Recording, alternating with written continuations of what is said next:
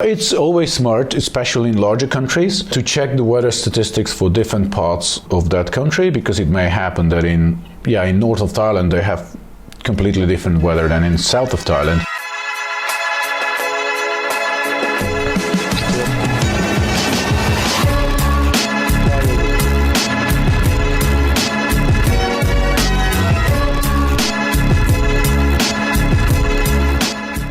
In one of the previous chapters, we talked how to plan the best spots for your paramotor adventure. Today, we will talk about how to plan the weather. Welcome back to the Paramotor Adventure Stories. This is a complete guide to paramotor pilots to plan and commit to their paramotor adventures. While it may sound tricky how to plan the weather, there is actually something you can do about it.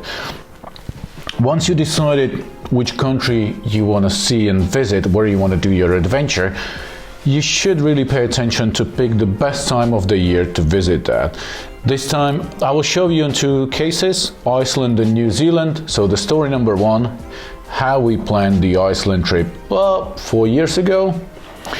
So there's a cool website called weatherspark.com where you have average weather for pretty much any place in the world throughout the year, and you can pick the best time of the year to visit. Let me show you in the first example. Okay, so here you have lots of charts with all kinds of statistics, but let's start with the most important one for pilots: average wind speed. So looking at the chart, well, it's obvious the summertime in Iceland would be the best. June, July and August are the months with the lowest wind speeds on average. Still moderately high, but doable. The next thing you want to look at is rainfall.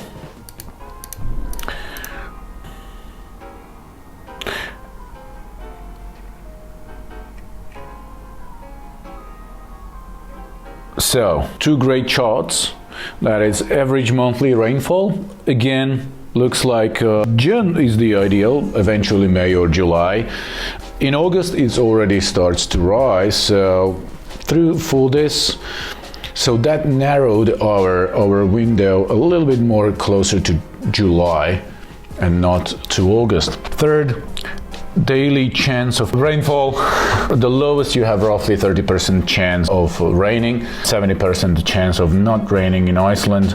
All the other seasons of the year, the chances are just higher. So seems like it's pretty simple to choose the best time to visit: June and July. One thing to consider as well is the hours of daylight. In June and July, there's basically no night in Iceland, or it's extremely short. There's nothing we could do about it. We were sleep deprived, super tired, we had very little sleep. It was really terrible to fall asleep at night, and we woke up super early in the morning. The good news was that we had more time to travel during the day in between the morning and the evening flights, so we could really cover pretty much the whole country. But that's also something to consider as well. Iceland is also specific, not just weather-wise. The touristy season lasts only for a few months in the summer, so getting there and back might be a bit difficult in any other part of the year. But anyway, June, July are your best months to go to Iceland, eventually August. Story number two, it was a bit more tricky to plan the New Zealand trip. We returned about 3 weeks ago. My souvenir from New Zealand. It's always smart, especially in larger countries, to check the weather statistics for different parts of that country, because it may happen that in north of Thailand they have completely different weather than in south of Thailand. I checked on New Zealand, it's pretty much the same all over the South Island.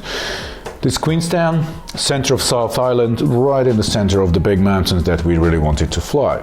This is a little bit tricky. The lowest wind speeds you have in June, July, which is winter in New Zealand.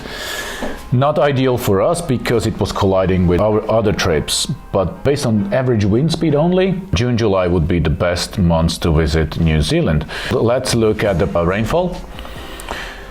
It's the lowest in June, July again, while it's slightly higher in other times of the year. Length of the daylight, That's the tricky thing. You have the least amount of daylight in June, July, so probably that's kind of limiting, especially if you really want to cover the whole country. Then 8 hours of daylight is not that much. 8 hours daylight means you take off with the sunrise, you have a 2.5 hours, 2 hours flight, let's say, then you land another hour to pack. That's 3 hours already cut. Then if you do the same thing in the evening, that's 6 hours of flying, getting ready to fly and packing minimum. And then you're left only with 2 hours for refueling and transit to the next place. So 8 hours of daylight is really tight. We eventually chose to fly in the beginning of March because that was the time when the average wind speed starts to drop. So does the rainfall. It's pretty moderate. There is not that big difference between the best season in July and March, and we had sufficient daylight. So sometimes a bit tricky that you need to kind of find the best balance for your adventure. Now, okay, so you planned the best time of the year. Pretty obvious for Iceland, pretty obvious for Spain and Greece and other places that we planned. It was a bit tricky for New Zealand. It might be tricky for Thailand or other places where you have really like 3 seasons in the north and only 2 seasons in the south, and you need to plan the best time to visit. But once you've done that, there's still no guarantee for flyable weather because, you have no control. And with the next video, we will start a new section of videos about how to improvise on the spot. We finished planning, let's commit, buy the tickets, hit the road, arrive to the place and improvise on the spot. We will start with how to improvise based on the actual weather forecast. All this improvisation on the trip is actually the most exciting part of the adventure, and we have like even more than 10 chapters prepared. So stay with us, hit the subscribe button and wait for the next chapter to be released. Ciao!